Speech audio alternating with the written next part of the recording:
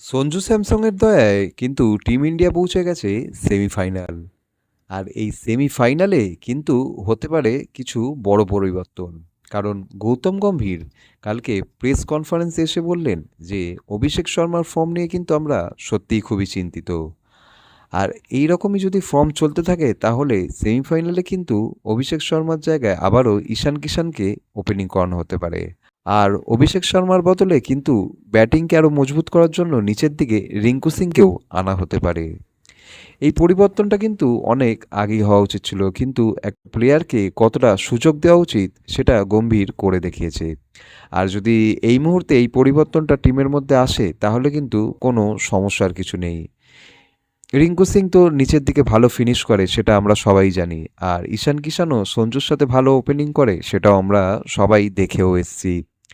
তাই যদি এই চেঞ্জটা হয় সেটা নিয়ে কিন্তু খুব একটা বেশি সমস্যা বা বিতর্ক হবে না। এবার আসি পিচের কথায়। ইন্ডিয়া আর ইংল্যান্ডের এই দ্বিতীয় সেমিফাইনালটা হচ্ছে কিন্তু এবারে মুম্বাইয়ের পিচে। ওয়াংখেড়ের এই পিচে কিন্তু টস জিতে সবসময় বল করা উচিত। কিন্তু যখন ইন্ডিয়ার প্রথম ম্যাচ পড়েছিল এখানে ইউএসের সাথে, সেই পিচে আমরা দেখেছিলাম ফার্স্ট ব্যাটিং যখন ইন্ডিয়া পেয়েছিল, মানে ইউএসএ যখন টস জিতে বল নিয়েছিল এই একই কারণে কিন্তু তাদের বোলিং প্রায় ভালোই হয়েছিল আর ইন্ডিয়াকে প্রায় চেপেও ধরে রাখতে পেরেছিল। কারণ এই পিচটা কিন্তু বরাবরই পাটা থাকে। এবার দেখার বিষয় এটাই যে আইসিসির সেকেন্ড সেমিফাইনালে বিসিসিআই আর আইসিসি মিলে এই পিচটা পাটা বানায় কিনা। আবার হতে পারে এই পিচে ফার্স্ট ব্যাটিং করে 180 উঠলো আর সেকেন্ড ব্যাটিংয়ে কিন্তু একটু চাপ হয়ে গেল।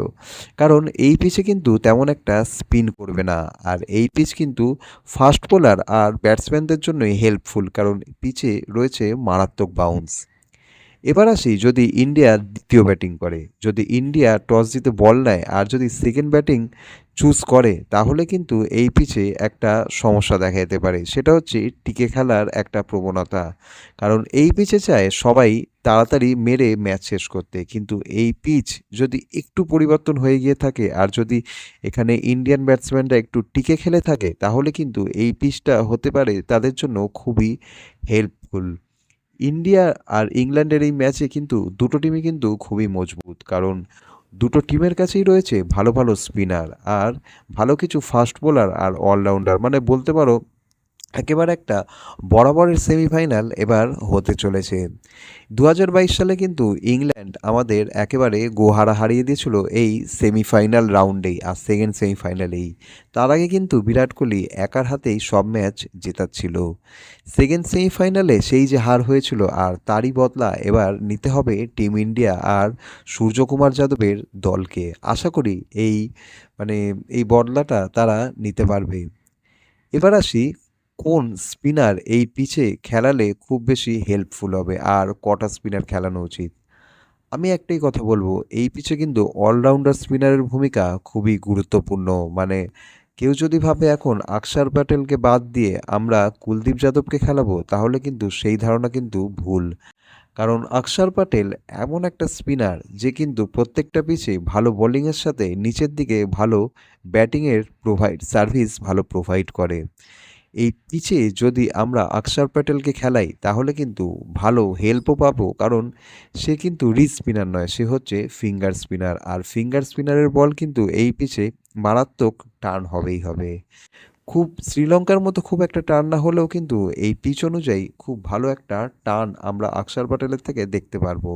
আর সাথে তো বরুণ চক্রবর্তী আছেই। এবার আমি তোমাদের বলি কেন এই পিচে কুলদীপ যাদবকে খেলানো উচিত নয়। কারণ কুলদীপ যাদব এমন একজন বোলার যে শুধু বোলিংয়ের সার্ভিসই প্রোভাইড করবে, নিচের দিকে কিন্তু সে একটা প্রপার ব্যাটসম্যান নয়। কারণ নিচের দিকে যদি ব্যাটসম্যান এই পিচে খেলাতে হয় আর যদি মিনিমাম 180 থেকে 200 রান বা তার বেশি, মোটামুটি 220 অবধি করতে হয়, তাহলে আমি বলবো আকসার প্যাটেলকে তোমরা এই পিচে খেলাও। আর কুলদীপ যাদবের জন্য এই পিচ নয়। এই সেকেন্ড সেমিফাইনাল যদি শ্রীলঙ্কায় হতো বা আদার্স কোনো টার্নিং ট্র্যাকে হতো তাহলে কিন্তু কুলদীপ যাদব খেলতে পারতো আর তার খেলা নিয়ে কিন্তু কোনো প্রশ্ন উঠতো না। কিন্তু এই পিচে যদি তোমরা কুলদীপ যাদবের জায়গায় আকসার প্যাটেলকে খেলাও তাহলে কিন্তু খুব বেশি হেল্পফুল মনে হবে। আশা করছি কুলদীপ যাদবের জায়গায় যে আকসার প্যাটেল খেলবে সে মিনিমাম 3টে থেকে 4টে উইকেট নেবেই নেবে।